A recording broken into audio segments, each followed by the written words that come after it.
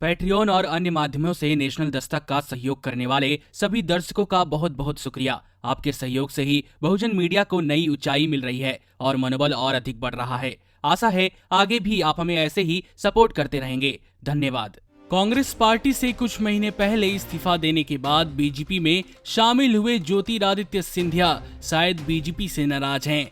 ऐसा हम इसलिए कह रहे हैं क्योंकि पूर्व कांग्रेस नेता और वर्तमान में बीजेपी नेता सिंधिया ने ट्विटर पर अपनी प्रोफाइल से कथित रूप से बीजेपी हटा लिया है। आपको बता दें कि मार्च में सिंधिया और उनका समर्थन करने वाले करीब 22 विधायकों ने मध्य प्रदेश में कांग्रेस की कमलनाथ सरकार से इस्तीफा दे दिया था, जिसके बाद राज्य सरकार अल्पमत में आ गई और भारतीय जनता पार्टी ने कांग्रेस से बागी हुए विधायकों के साथ सरकार बना लिया, जिसमें शिवराज सिंह चौहान को मध्य प्रदेश का मुख्यमंत्री बनाया गया। सिंधिया ने कांग्रेस छोड़ने से पहले भी ट्विटर से कांग्रेस हटा लिया था। वहीं अपनी प्रोफाइल से बीजेपी को हटाए जाने पर कुछ लोगों का मानना है कि उन्होंने बीजेपी को जोड़ा ही नहीं था।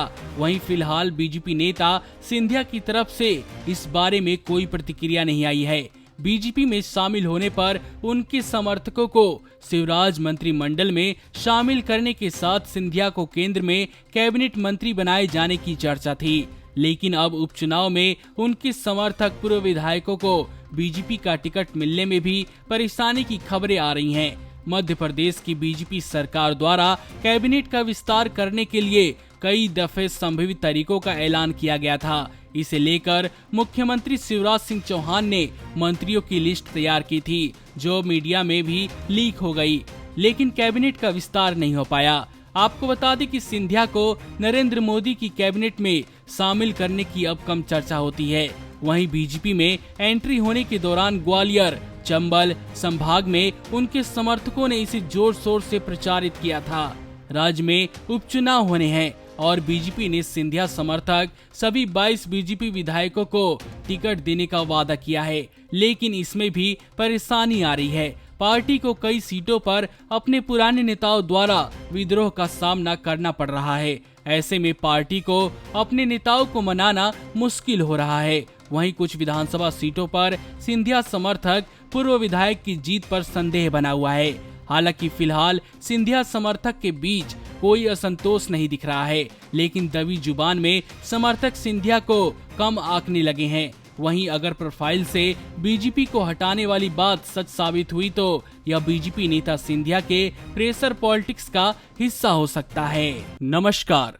नेशनल दस्तक अपनी आर्थिक जरूरतों को पूरा करने के लिए अपनी ऑडियंस पर निर्भर है। बहुजन समाज से संबंधित मुद्दों को उठाने के कारण यूट्यूब की तरफ से नेशनल दस्तक की कई वीडियो पर एड्स नहीं दी जाती, जिसके कारण हमें आर्थिक समस्याओं का सामना करना पड़ रहा है। आपका एक छोटा सा कदम बहुजन मीडिया को बचा सकता है। आपके सहयोग और सहायता के कारण ही हमने अभी तक यह मुकाम हासिल किया है। नेशनल दस्तक को आप पैट्रियन के जरिए सपोर्ट कर सकते हैं। इसके साथ ही आप अन्य माध्यमों जैसे यूपीआई, गूगल पे, डेबिट कार्ड, वॉलेट, फोन पे आदि से भी हमारी मदद कर सकते हैं, जिसका लिंक वीडियो के नीचे डिस्क्रिप्शन में डाल दिया गया है। पैट्रियन पर आप हमें प्रतिमाह $2 यानी 140 रुपए प्रतिमाह से हमारे साथ जुड़ सकते हैं। दूसरे माध्यमों में राशि की कोई सीमा नहीं है। आपके सहयोग से ही बहुजन मीडिया को एक नई दिशा मिली है और इसे अभी एक नए मुकाम तक लेकर जाना बाकी है, जो आपके साथ के बिना संभव नहीं है। आपसे डायरेक्ट फंडिंग से हम आपके अधीन हो जाएंगे और एक स्वतंत्र मीडिया के तौर पर समाज की आवाज को बुलंद कर पाएंगे। धन्यवाद। नेशनल दस्तक को देखने वालों से अपील है कि वह नेशनल दस्तक के सपोर्टर फॉर्म को भरें ताकि हम सीधे आपसे जुड़ सके।